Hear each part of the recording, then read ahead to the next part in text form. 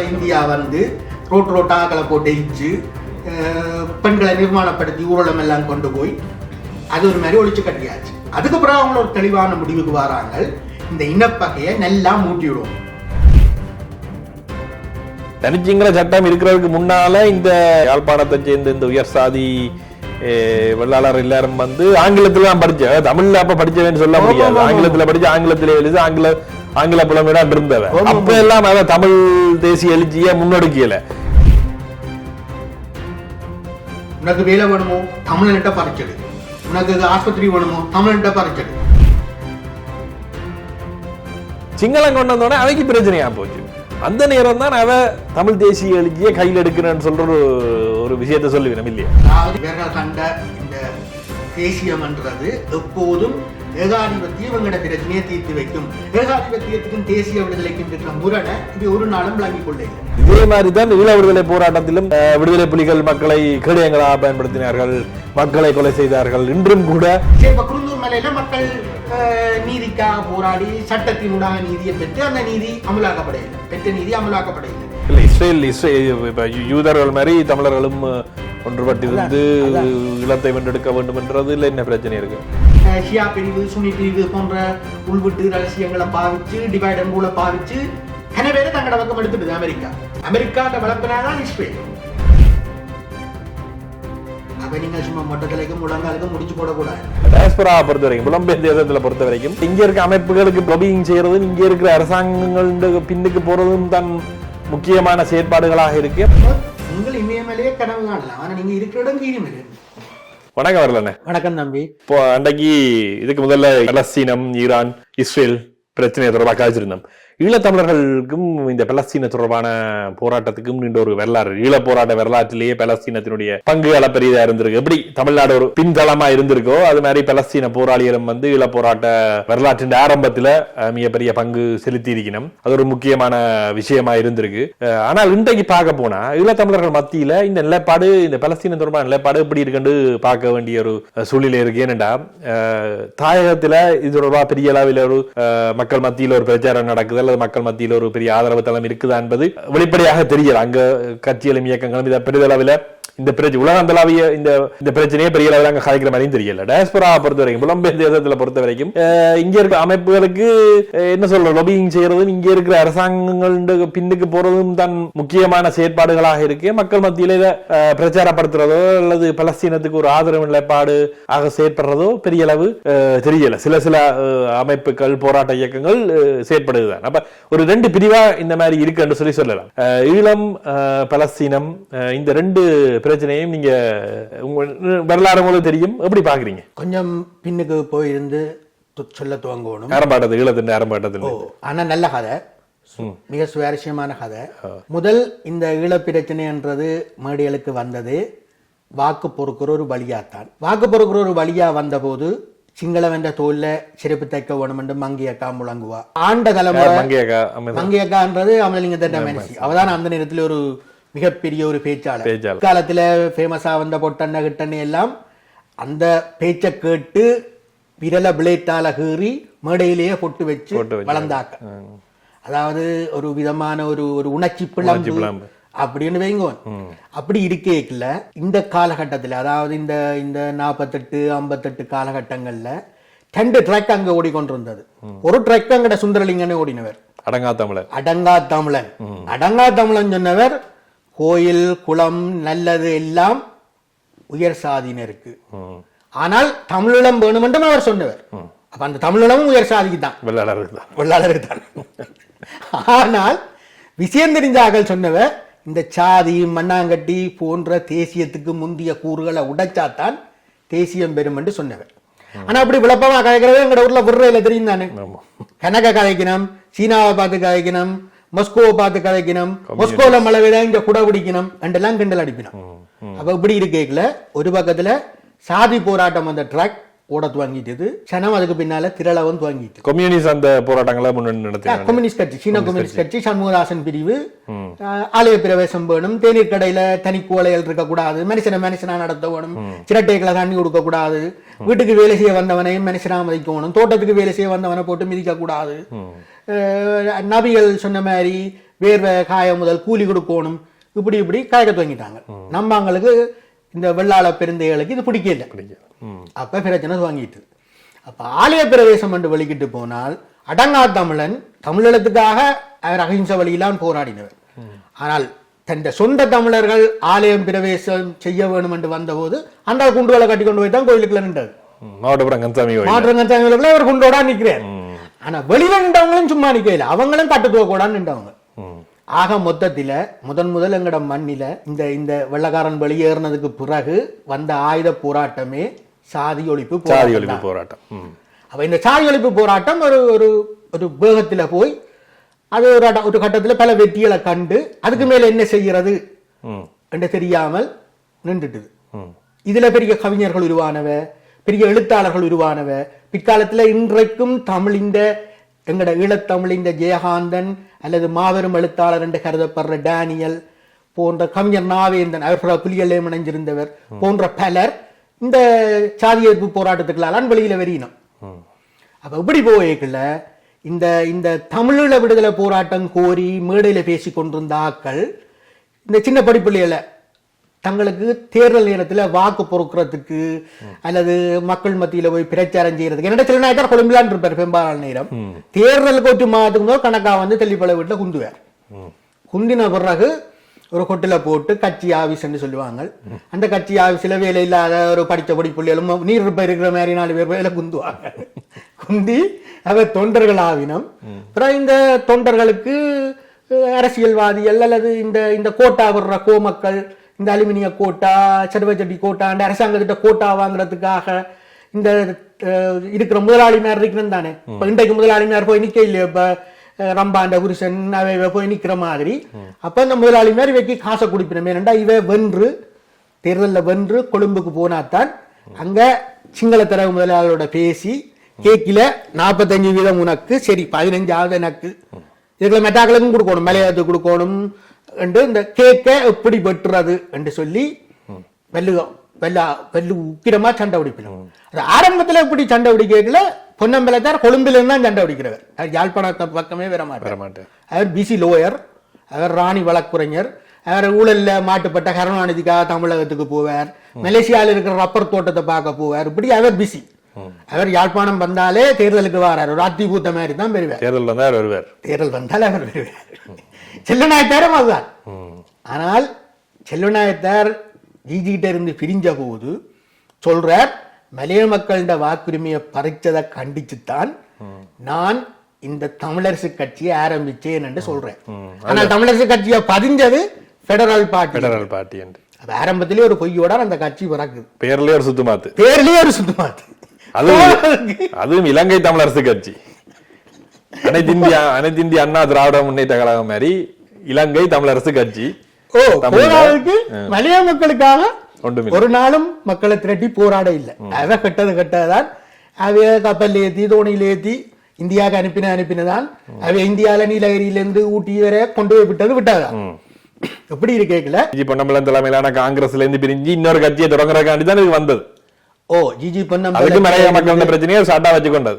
GG பொன்னம்பலத்திட்ட இருந்து பிரிஞ்சு எஸ்டிஏவி சில நேரம் வந்தால ஒரு உருப்படியான காரியம் நடக்குது. என்னண்டா, கொழும்புல இருந்து பாலசிங்கத்தாட்ட பாணியில சொன்னா அந்த போல் கிழக்கு வடக்கு நோக்கி வருது.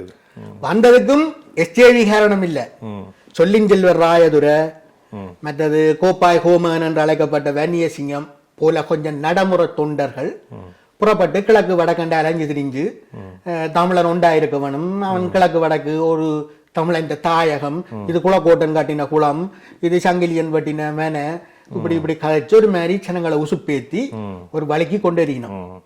தமிழருக்கும் ஒரு ஐயப்பாடு ஒன்று வருது என்றால், இந்த மலைய மக்களோட வாக்குரிமையை பறிச்ச மாதிரி நாளைக்கு எங்களையும் தமிழ்நாட்டுக்கு போன்னு சொன்னால் என்னன்னு சொல்லி ஒரு சின்ன ஐயப்பாடு வருது. சரியோ?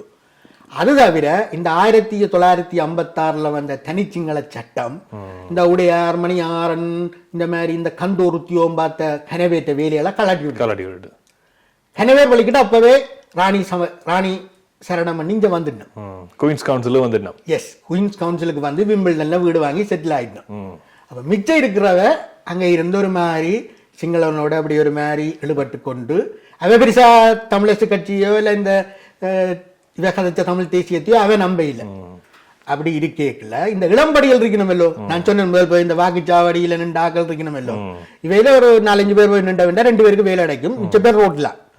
அப்ப ரோட்ல நிக்கிறவைக்கு ஒரு ஐயப்பாடு வந்துட்டுது, இது என்ன எங்களை வச்சு எங்கட தலையில மிளகாய் அரைக்கணும் என்று சொல்லி ஒரு ஐயப்பாடு வந்துட்டு. இந்த கட்டத்துல இந்த தமிழன் கணக்க வச்சிருக்கிறான், தமிழன்கிட்ட பறிச்சு சிங்களவனுக்கு கொடுக்க வேணும், சிங்களவனே பறிச்செடு என்ற முழக்கம் சிங்கள அரசியல்வாதிகள்கிட்ட கூடிட்டுது. ஏனென்றா 71 இன்சர்ஜென்சி வந்துட்டு, 71 கிளர்ச்சி வந்து 78 கிளர்ச்சியை வந்து ஜேவிபியின் கிளர்ச்சியை இலங்கை அரசு அடக்க இல்லாமல் வழக்கம் போல இந்தியா வந்து ரோட்டாக்களை போட்டு எரிச்சு பெண்களை நிர்மாணப்படுத்தி ஊர்வலம் எல்லாம் கொண்டு போய் அது ஒரு மாதிரி ஒழிச்சு கட்டியாச்சு. அதுக்கு பிறகு அவங்க ஒரு தெளிவான முடிவுக்கு வராங்க, இந்த இனப்பகையை நல்லா மூட்டி விடுவோம்.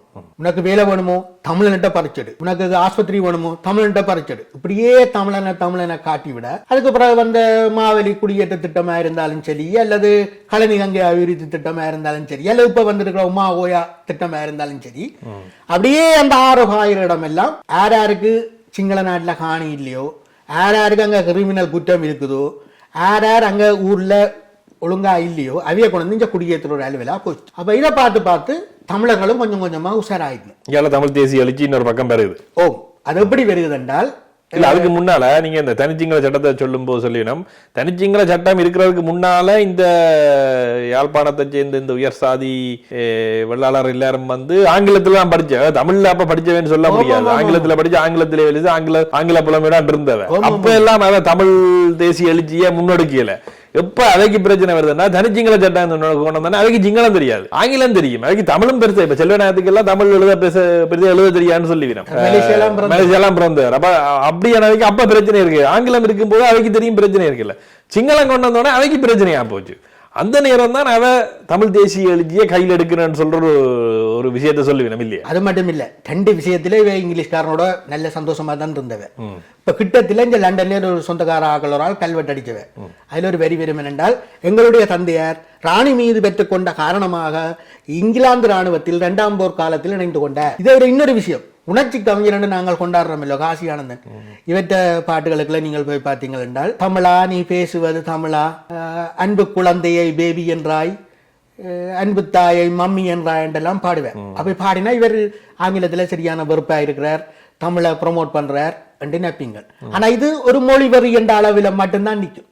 இதுக்கு மேல இவர் மேலாதிக்க இந்தியாவையோ அல்லது ஒரு ஏகாதிபத்திய இங்கிலாந்தையோ அல்லது ஏகாதிபத்திய அமெரிக்காவையோ பாய்ச்சி கொள்ள மாட்டேன். அதாவது தேசியம் என்றது எப்போதும் ஏகாதிபத்தியம் எங்கட பிரச்சனையை தீர்த்து வைக்கும். ஏகாதிபத்தியத்துக்கும் தேசிய விடுதலைக்கும் இருக்கிற முரணை இவை ஒரு நாளும் விளங்கிக் கொள்ள சரியோ. இப்ப அந்த தேசிய எழுச்சி அங்க வரும்போது இன்னொரு விஷயம் சொல்லிடும், கம்யூனிஸ்ட் பார்ட்டி அங்க இருந்த இடதுசாரிகள், முக்கியமா தமிழர்கள் மத்தியில இருந்த இடதுசாரிகள் அல்லது சண்முகதாசன் தலைமையிலான இந்த கம்யூனிஸ்ட் கட்சி வந்து இந்த தேசியம் சம்பந்தமான எழுச்சியை சரிவர கையாளையில. அதனாலதான் அந்த இளைஞர்களும் ஒடுக்கப்பட்ட மக்கள் எல்லோரும் இந்தியால செல்வநாயகம் சார்ந்த அமிர்தலிங்கம் இந்த தலைமைக்கு நோக்கி அந்த எழுச்சியை நோக்கி வர தொடங்கினவ. அதையும் தேர்தல் வாக்குகளுக்காக இந்த கம்யூனிஸ்ட் கட்சியில ஒழிச்சு கட்டணும், இந்த இடதுசாரியில் ஒழிச்சு கட்டணும் என்ற நேரத்தில் அதையும் இது ஒரு தேர்தல் வாக்கு பொறுக்கும் விஷயமாக இந்த தேசிய எழுச்சியை பயன்படுத்தி கொண்டார்கள் சொல்லி.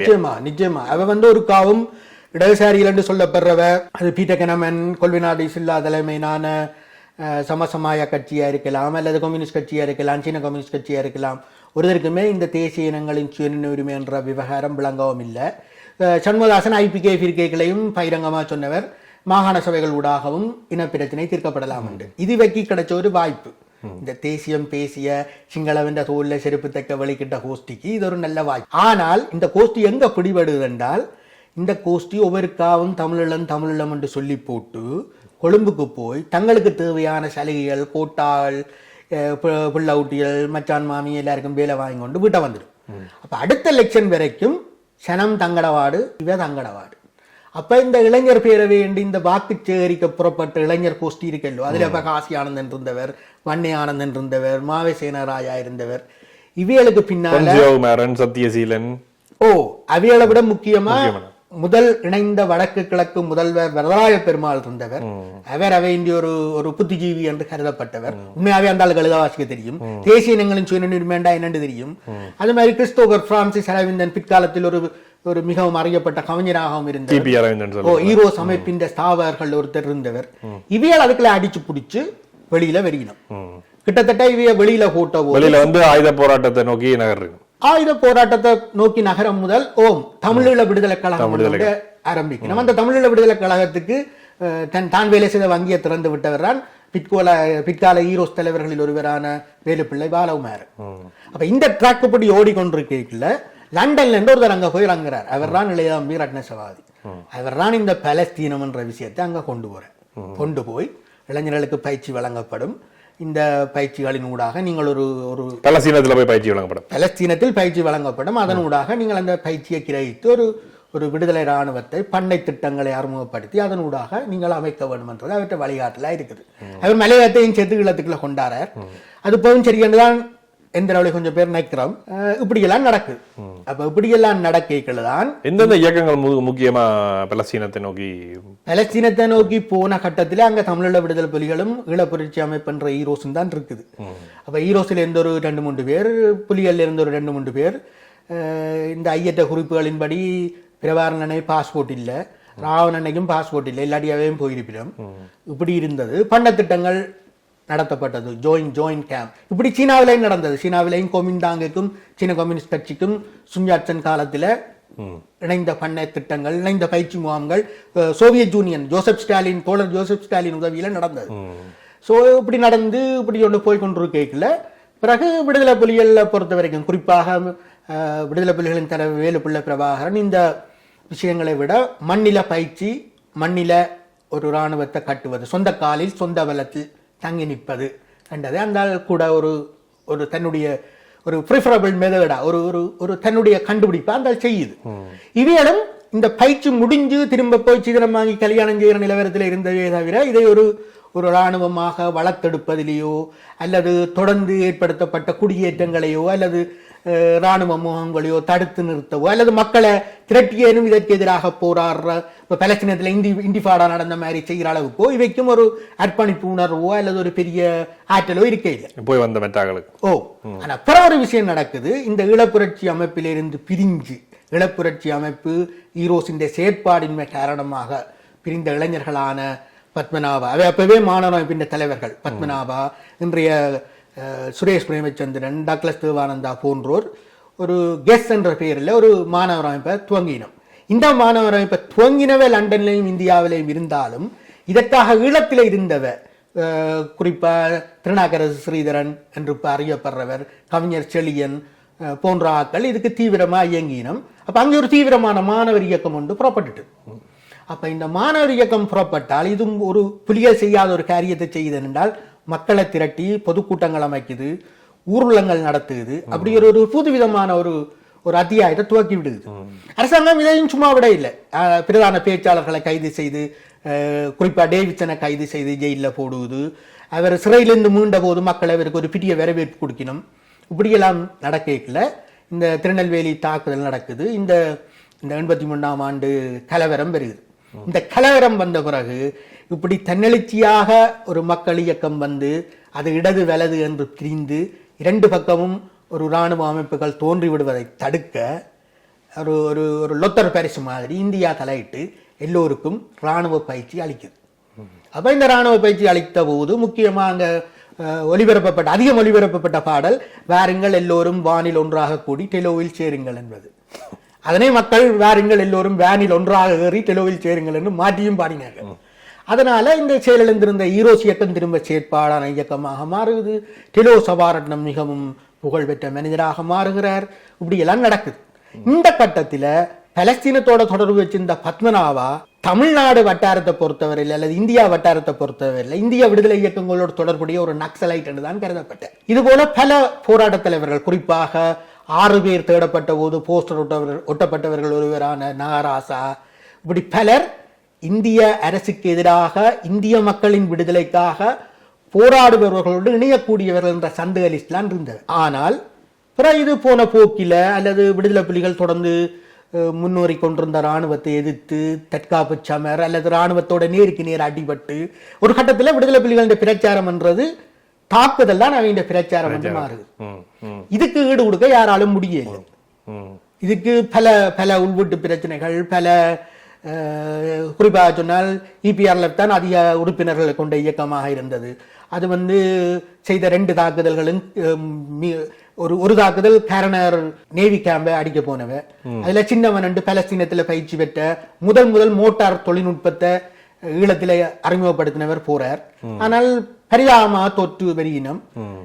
இதுக்கு காரணம் என்னென்றால் இவ சரியா திட்டமிடையில இப்படியான பல பிரச்சனைகள் வருது, அல்லது கொஞ்சம் கொஞ்சமா வளர்ந்து முன்னுக்கு போயில்லை என்ற விஷயங்களால் இவ தோற்கினம். இன்னொரு பக்கத்துல அதிக உறுப்பினர்களை கொண்டிருந்த இன்னொரு இயக்கம் தமிழீழ விடுதலை கழகம். இது பார்த்த சாரதி பிளான் என்று இந்தியா ஒரு பிளானை கொடுத்தது. இவ முன்னுக்கு போவினம், பின்னால இந்திய ராணுவம் போகும். இந்திய ராணுவம் முக்தி வாகினிக்கு செய்த மாதிரி அல்லது பங்களாதேஷ்ல செய்த மாதிரி போலி விடுதலையை பெற்றுக் கொடுக்கும். இரவல் படையில புரட்சி நடக்கும். அந்த புரட்சியில தமிழீழ விடுதலை புலிகளுக்கும் தமிழீழ விடுதலை கூட்டணி தலைவர்களுக்கும் பதவிகள் கிடைக்கும் என்ற ஒரு தீர்மானத்துக்கு இந்திரா காந்தி கொல்லப்படுறார், பார்த்த சாரதி பதவி இழக்கிறார். இந்த திட்டம் பனால் அதுக்கு மேலே ஒன்றுமே நகரையில். இப்படி இருக்கைகளை தொடர்ந்து மெல்ல மெல்ல அடிமேல் அடி வைத்து விடுதலை புலிகள் இயக்கம் முன்னேறி கொண்டிருக்குது. இல்ல அதுல முக்கியமா இப்ப நாங்கள் இந்த பலஸ்தீன போராளிகள் இந்த தொடர்பு எப்படி இருந்துன்னு பார்த்திருக்கோம். இந்த விஷயங்கள் ஆரம்ப காலகட்டத்தில் ஒரு இராணுவ பயிற்சியை வழங்கிய ஒரு பலஸ்தீனம் தளமாக இருந்திருக்கு.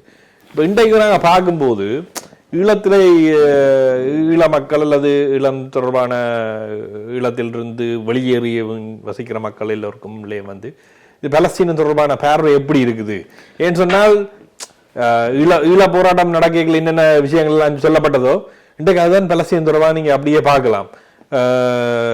ஹியூமன் ஷீல்டு மக்களை பயன்படுத்துகிறார்கள்.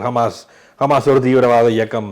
ஹமாஸுக்கு ஆதரவாக நீங்கள் போராடும் போது இங்க இருக்க வலசாரிகள் நீங்கள் டெரரிஸ்ட் சிம்பத்தைசர்ஸுக்கு இந்த நாட்டில் அடிப்படைவாதிகள் டெரரிஸ்ட் சிம்பத்தைசர்ஸுக்கு அதாவது தீவிர பயங்கரவாதிகளுக்கு ஆதரவு அளிப்பவர்களுக்கு இந்த நாட்டில் இடமில்லை, வெளியேறுங்கள் என்று கோஷங்களை முன்வைக்கிறார். பணைய கைதிகளை விடுவீங்கள் சொல்றார். மக்களை மக்களை கொலை செய்திருக்கிறது ஹமாஸ். உண்மையை சொல்லப்போனால் இஸ்ரேலிய அரசாங்கம் மிகப்பெரிய அளவு தாக்குதல்களையும் மிகப்பெரிய கொலைகளையும் செய்கின்றது. ஆனால் ஹமாஸை முன்னிறுத்தி இது ஒரு தீவிரவாத நடவடிக்கை என்ற மாதிரி தான் சொல்லப்படுது. இதே மாதிரி தான் ஈழ விடுதலை போராட்டத்திலும் விடுதலை புலிகள் மக்களை கேடயங்களாக பயன்படுத்தினார்கள், மக்களை கொலை செய்தார்கள். இன்றும் கூட புலி எதிர்ப்பு கும்பல் என்ன சொல்லுமெண்டா, இந்த மக்களை கொண்டு இந்த கொலைக்களத்துல நிப்பாண்டது இந்த புலிகள் தானப்பா, இப்படிதான் கலப்பினம் கூட்டி கொண்டு சாகடிச்சு விடா. அப்படி இல்லாம இருந்தா இலங்கை அரசாங்கம் இப்படி மக்களை எல்லாம் கொலை செய்திருக்காதுன்ற டோன்ல தான் இவை எல்லாம் கதைக்கணும். அப்ப இப்படி இருக்கும் பட்சத்துல இந்த பலஸ்தீனத்துக்கான ஆதரவு என்று சொல்றத இஸ்ரேலுக்கான ஆதரவுவாதிகள் என்ன மாதிரியான ரெண்டு காரணங்கள் இருக்கு. ஒன்று விடுதலை புலிகள் ஒரு இராணுவ இயக்கமாக வெற்றி பெற்ற இயக்கமாக முன்னேறினார்களே தவிர அவை ஒருக்காவும் தங்களோட போராட்டத்தை ஒரு சர்வதேசத்தில் ஒடுக்கப்பட்ட பிற மக்களோட இணைஞ்சு நடத்த வேணும் என்று 90க்கு பிறகு அவை விரும்பவில்லை.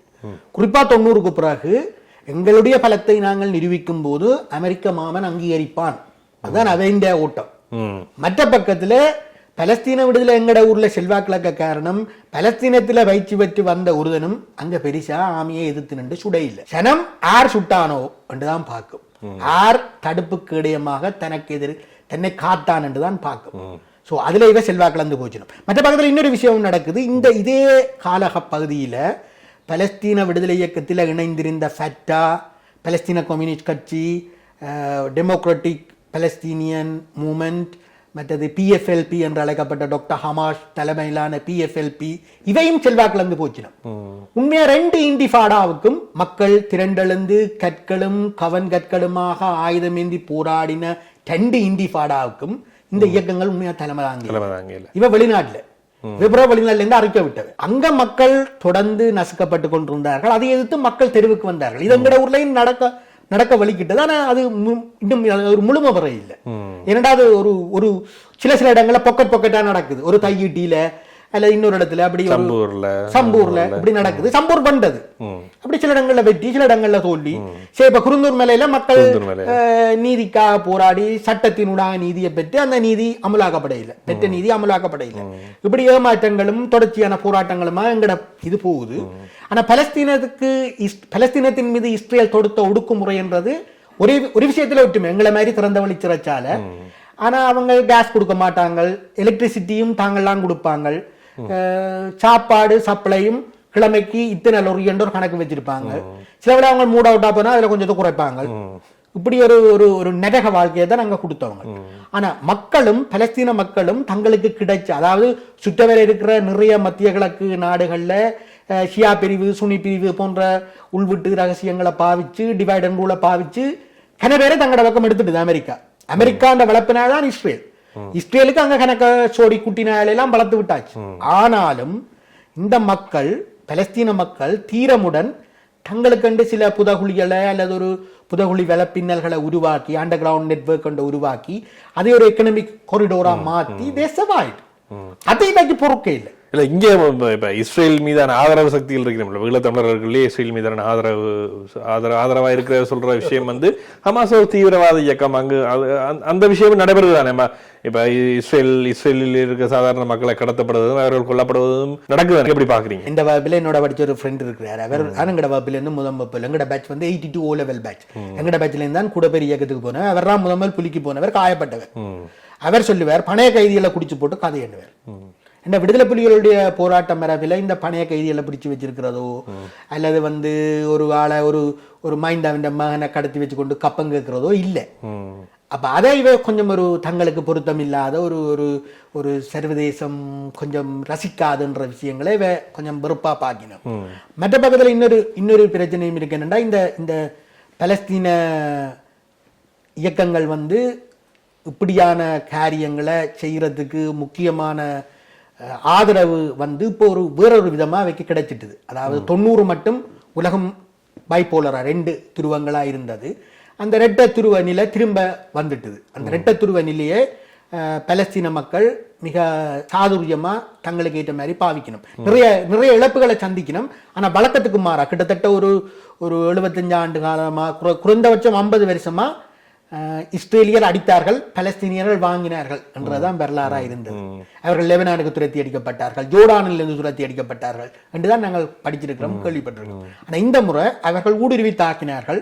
அதுவும் உலகத்தின் ஒரு மிகப்பெரிய ஆயுத கண்காட்சி சாலை, அமெரிக்காவின் ஆயுத விற்பனை நிலையம் அல்லது அமெரிக்கா கொடுக்கிற கருவிகரணங்களை இன்னும் ஒரு அடுத்த லெவலுக்கு கொண்டு போற ஒரு ராஜ்யம், அந்த ராஜ்யத்துக்களை வந்து அடிச்சிட்டோம்.